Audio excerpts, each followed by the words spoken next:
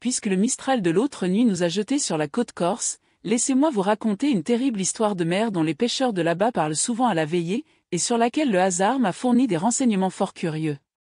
Il y a 2 ou 3 ans de cela. Je courais la mer de Sardaigne en compagnie de 7 ou 8 matelots douaniers. Rude voyage pour un novice. De tout le mois de mars, nous n'eûmes pas un jour de bon. Le vent s'était acharné après nous, et la mer ne décolérait pas. Un soir que nous fuyions devant la tempête, notre bateau vint se réfugier à l'entrée du détroit de Bonifacio, au milieu d'un massif de petites îles. Leur aspect n'avait rien d'engageant, grands rocs pelés, couverts d'oiseaux, quelques touffes d'absinthe, des maquis de lentisques, et çà et là, dans la vase, des pièces de bois en train de pourrir. Mais, ma foi, pour passer la nuit, ces roches sinistres valaient encore mieux que le rouf d'une vieille barque à demi pontée, où la lame entrait comme chez elle, et nous nous en contentâmes. À peine débarqué, tandis que les matelots allumaient du feu pour la bouillabaisse, le patron m'appela, me montrant un petit enclos de maçonnerie blanche perdu dans la brume au bout de l'île. « Venez-vous au cimetière » me dit-il. « Un cimetière, patron Lionetti. Où sommes-nous donc ? Aux îles Lavezzi, monsieur. C'est ici que sont enterrés les 600 hommes de la Sémillante, à l'endroit même où leur frégate s'est perdue, il y a 10 ans. Pauvres gens. Ils ne reçoivent pas beaucoup de visites, c'est bien le moins que nous allions leur dire bonjour, puisque nous voilà. De tout mon cœur, patron. Qu'il était triste le cimetière de la Sémillante. Je le vois encore avec sa petite muraille basse, sa porte de fer, rouillée, dure à ouvrir, sa chapelle silencieuse, et des centaines de croix noires cachées par l'herbe. Pas une couronne d'immortels, pas un souvenir. Rien. Ah. Les pauvres morts abandonnés, comme ils doivent avoir froid dans leur tombe de hasard. Nous restâmes là un moment, agenouillés. Le patron priait à haute voix. D'énormes goélands, seuls gardiens du cimetière, tournoyaient sur nos têtes et mêlaient leurs cris rauques aux lamentations de la mer. La prière finie, nous revînmes tristement vers le coin de l'île où la barque était amarrée.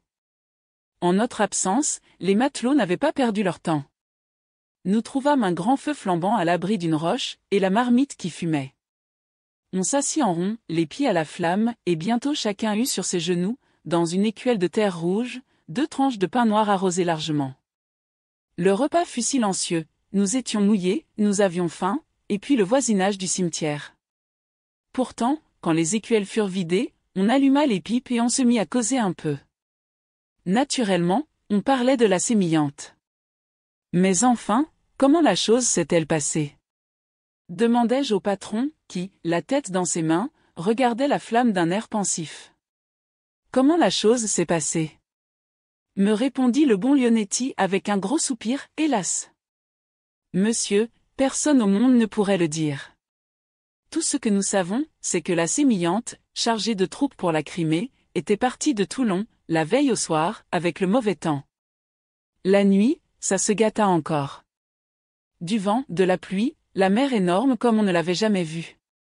Le matin, le vent tomba un peu, mais la mer était toujours dans tous ses états, et avec cela une sacrée brume du diable à ne pas distinguer un fanal à 4 pas. Ces brumes-là, monsieur, on ne se doute pas comme c'est traître. Ça ne fait rien, j'ai idée que la Sémillante a dû perdre son gouvernail dans la matinée, car, il n'y a pas de brume qui tienne, sans une avarie, jamais le capitaine ne serait venu s'aplatir ici contre. C'était un rude marin, que nous connaissions tous. Il avait commandé la station en Corse pendant 3 ans, et savait sa côte aussi bien que moi, qui ne sais pas autre chose. Et à quelle heure pense-t-on que la Sémillante a péri ?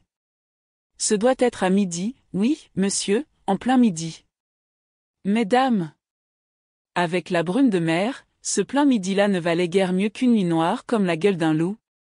Un douanier de la côte m'a raconté que ce jour-là, vers 11h30, étant sorti de sa maisonnette pour rattacher ses volets, il avait eu sa casquette emportée d'un coup de vent, et qu'au risque d'être enlevé lui-même par la lame, il s'était mis à courir après, le long du rivage, à 4 pattes. Vous comprenez ?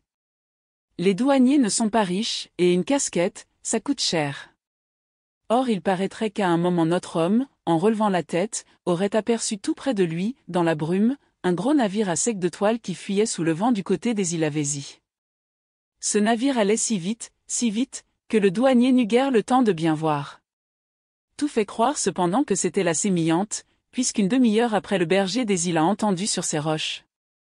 Mais précisément voici le berger dont je vous parle, monsieur, il va vous conter la chose lui-même. Bonjour, Palombo. Viens te chauffer un peu, n'aie pas peur.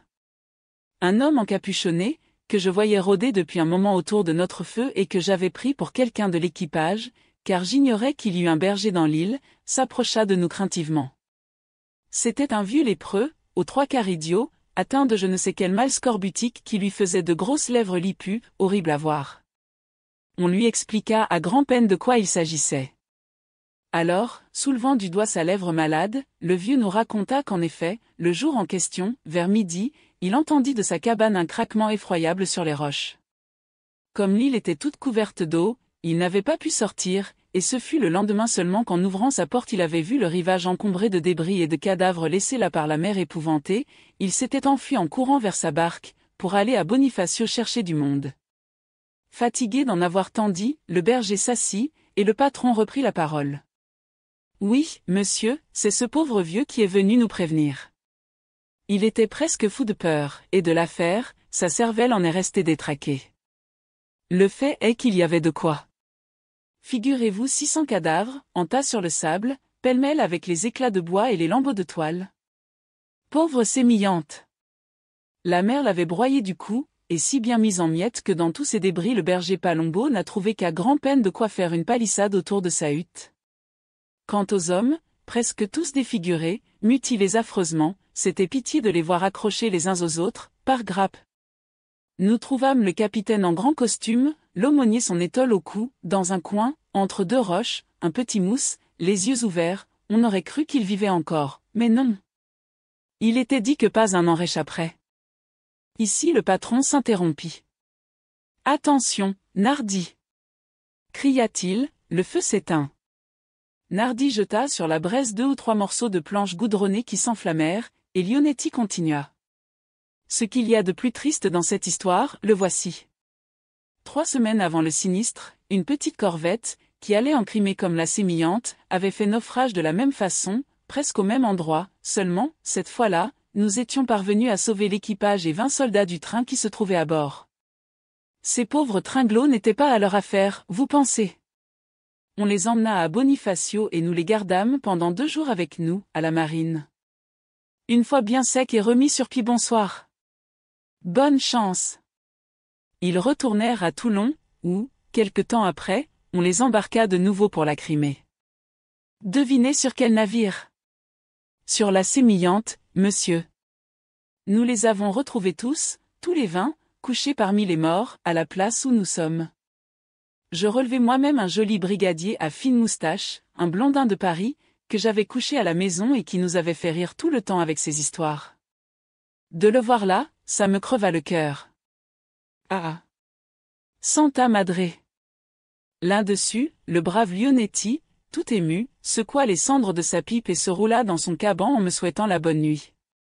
Pendant quelque temps encore, les matelots causèrent entre eux à demi-voix. Puis, l'une après l'autre, les pipes s'éteignirent. On ne parla plus. Le vieux berger s'en alla, et je restai seul à rêver au milieu de l'équipage endormi. Encore sous l'impression du lugubre récit que je venais d'entendre, j'essayais de reconstruire dans ma pensée le pauvre navire défunt et l'histoire de cette agonie dont les goélands ont été seuls témoins. Quelques détails qui m'avaient frappé, le capitaine en grand costume, l'étole de l'aumônier, les 20 soldats du train, m'aidaient à deviner toutes les péripéties du drame. Je voyais la frégate partant de Toulon dans la nuit. Elle sort du port. La mer est mauvaise, le vent terrible, mais on a pour capitaine un vaillant marin, et tout le monde est tranquille à bord. Le matin, la brume de mer se lève. On commence à être inquiet. Tout l'équipage est en haut. Le capitaine ne quitte pas la dunette. Dans l'entrepont, où les soldats sont renfermés, il fait noir, l'atmosphère est chaude. Quelques-uns sont malades, couchés sur leurs sacs. Le navire tangue horriblement, impossible de se tenir debout. On cause assis à terre, par groupe, en se cramponnant au banc, il faut crier pour s'entendre. Il y en a qui commencent à avoir peur. Écoutez donc. Les naufrages sont fréquents dans ces parages-ci, les tringlos sont là pour le dire, et ce qu'ils racontent n'est pas rassurant. Leur brigadier surtout, un Parisien qui blague toujours, vous donne la chair de poule avec ses plaisanteries. Un naufrage. Mais c'est très amusant, un naufrage. Nous en serons quittes pour un bain à la glace, et puis on nous mènera à Bonifacio, histoire de manger des merles chez le patron Lionetti. Et les tringlots de rire? Tout à coup, un craquement. Qu'est-ce que c'est? Que arrive-t-il? Le gouvernail vient de partir, dit un matelot tout mouillé qui traverse l'entrepont en courant.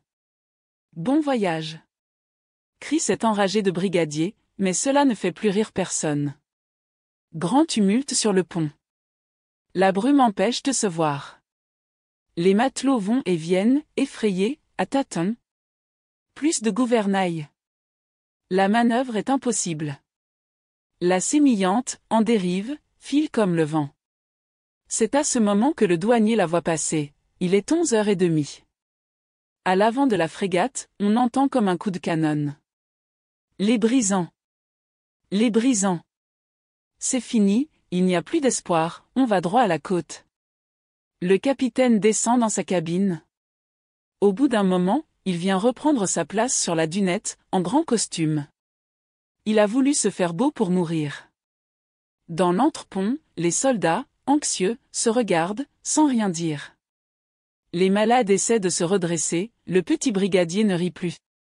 C'est alors que la porte s'ouvre et que l'aumônier paraît sur le seuil avec son étole. À genoux, mes enfants. Tout le monde obéit. D'une voix retentissante, le prêtre commence la prière des agonisants. Soudain un choc formidable, un cri, un seul cri, un cri immense, des bras tendus, des mains qui se cramponnent, des regards effarés où la vision de la mort passe comme un éclair. Miséricorde! C'est ainsi que je passais toute la nuit à rêver, évoquant, à 10 ans de distance, l'âme du pauvre navire dont les débris m'entouraient.